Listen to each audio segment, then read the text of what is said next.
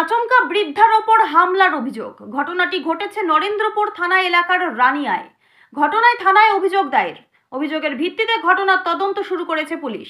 তদন্তে নেমে একজনকে গ্রেপ্তার করা হয়েছে। ধৃতের নাম বিশ্বজিৎ নস্কর। ঘটনার সময় বাড়িতে কেউ ছিল না, শুধুমাত্র মেয়েরাই, বাড়িতে মহিলারাই ছিল বলে জানা গিয়েছে। অভিযোগ, আচমকা বাড়িতে ঢুকে যায় অভিযুক্ত। ইট দিয়ে দরজা ভাঙার অভিযোগ। শুধু তাই নয়, ইট মেরে টিভি, ড্রেসিং টেবিলও ভাঙা হয়। ঘরে ঢুকে মারধর করছিল বলে অভিযোগ। মদ্যপ অবস্থায় বাবা ও ছেলে এই কাণ্ড ঘটায়। এর আগেও একবার হামলা করার অভিযোগ। বৃদ্ধার ওপর চুরির অপবাদ দিয়ে তাকে মারধর করা হয়। শুধু মারধর করাই নয়, ধর্ষণ করার হুমকিও দেওয়া হয়। নিজেকে তৃণমূল কর্মীর পরিচয় দিয়ে আরও বেশি করে অত্যাচার ও মারধর করার হুমকি দেওয়া হতো। আতঙ্কিত আক্রান্ত পরিবার এই ঘটনায় নরেন্দ্রপুর থানার দ্বারস্থ হন। তারা এই ঘটনায় নরেন্দ্রপুর থানায় লিখিত অভিযোগ দায়ের করেছেন। সেই অভিযোগের ভিত্তিতে ঘটনার তদন্ত শুরু করেছে পুলিশ। তদন্তে নেমে মূল অভিযুক্তকে গ্রেপ্তার করা হয়েছে বলে নরেন্দ্রপুর থানার পুলিশ সূত্রে জানা গিয়েছে। তাকে আজ বারুইপুর মহকুমা আদালতে পেশ করা হবে। নরেন্দ্রপুর থেকে কাকলি নস্করের রিপোর্ট, আমাদের টিভি। কি হয়েছে আপনার? বল, সব কিছু বল। আমি তো 2:30টার সময় দরজা বন্ধ করে আমি শুয়েছিলাম। তারপরে আমার মেয়ে বেরিয়ে গেছে 2:30টার সময়। 2:30টার থেকে আমার দরজা বন্ধ, গ্রিল খোলা, দরজাটা শুধু দেওয়া। আমি যখন নাকি 5:30 বাজে, তখন আমি ঠাকুরকে সন্ধ্যা দেবো বলে উপরে উঠছিলাম। উঠে একটা গালাগালির শব্দ শুনতে পেলাম। গালাগালির শব্দ শুনতে পেয়ে আমি উকি মেরেছি, দেখি একটা এত বড় পাথর নিয়ে এসে আমার এইখানেই মারছে দরজায়। আমি বললাম, কেন রে আমার দরজায় মারছে কেন? তখন আমাকে দেখতে পেয়ে ওখানে থানকা ছিল আমার ছাদে। থানটা মুখটা আমি সরিয়ে নিলাম, ইটটা চলে গেল। আমি নেমে এসে আমার মেয়েকে ফোন করতে লেগেছি। ততক্ষণ খালি পাথর কি দিয়ে যে মারছে, খালি মেরে মেরে মেরে দরজাটা পুরো ভেঙে দিল। ভেঙে দিয়েই তারপরে আমি মেয়েকে ফোন করছি, একে তাকে ফোন করছি, আমি তো সবার ফোনও জানি না। তারপরে দেখি ঘরে ঢুকে। আপনাকে কিভাবে মারধর করেছে, কোথায় কোথায় মেরেছে? প্রথমে লাথি মারলো, এই তো এখানে ফুলে আছে দেখুন, আর এই যে রক্ত জমে গেছে এই জায়গাটা।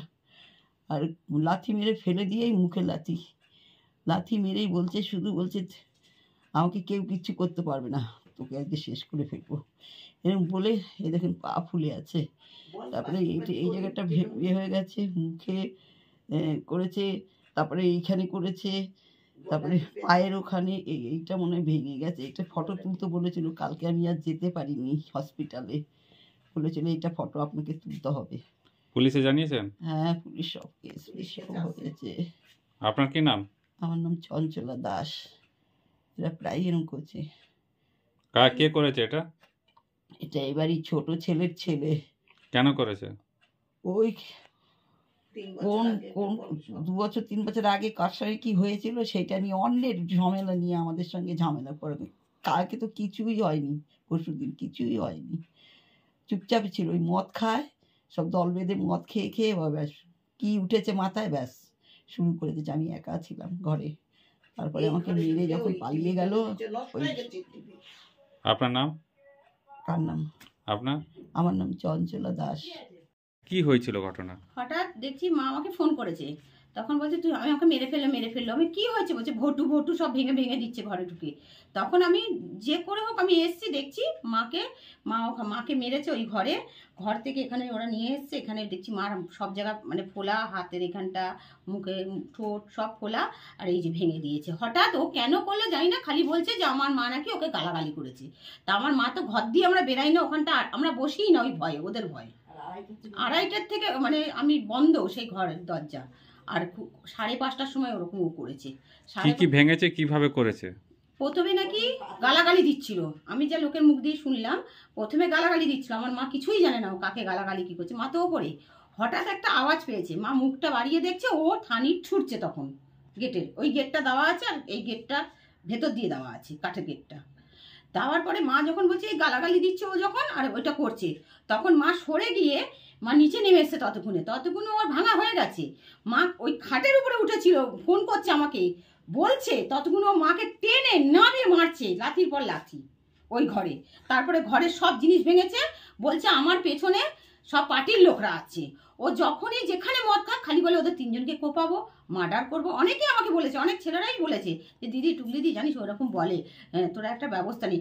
আমি দিনের পর দিন ক্লাবের ছেলেদের জানিয়েছি, সবাইকে। রিসেন্টলি একটা করেছে, সেটাও আমি বলেছি, জানো ওরকম দেখলে বাইক নিয়ে রাস্তায়, নয় রাস্তায় দেখলে টোন কাটে, আমার মেয়েকে যাতা বলে, আমাকে যাতা বলে কি বলে বাজে বাজে গালাগালি, রাপ ওর একদিন ওদের ওখান থেকে দিচ্ছিল রাত্রিবেলা, মদ খাচ্ছে ওখানে, বলছে গিয়ে রেপ করবো, করিনি তো করে দেখাবো।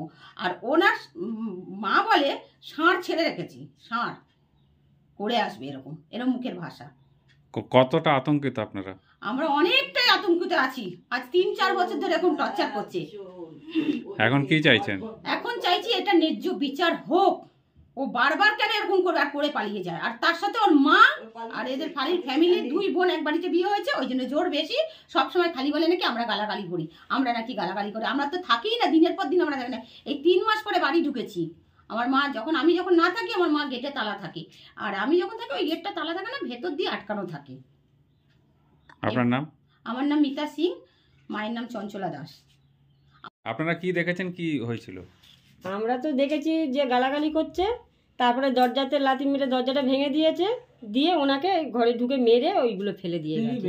হ্যাঁ, আর তো কিছু আমরা তো দেখিনি, আর কারোর গালাগালি আর শুনিনি।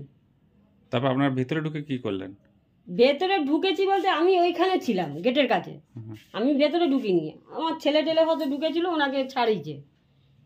এই যে মেয়ে মারতে এসেছিল ওনাকে টেনে বের করেছে খালি। কেন এরকম করেছে? কি কেন করেছে সেটা আমরা কি করে জানবো? সেটা তো জানি না, আমরা তো থাকি ওই দিকটা। আপনার নাম? ফুলি আমার নাম।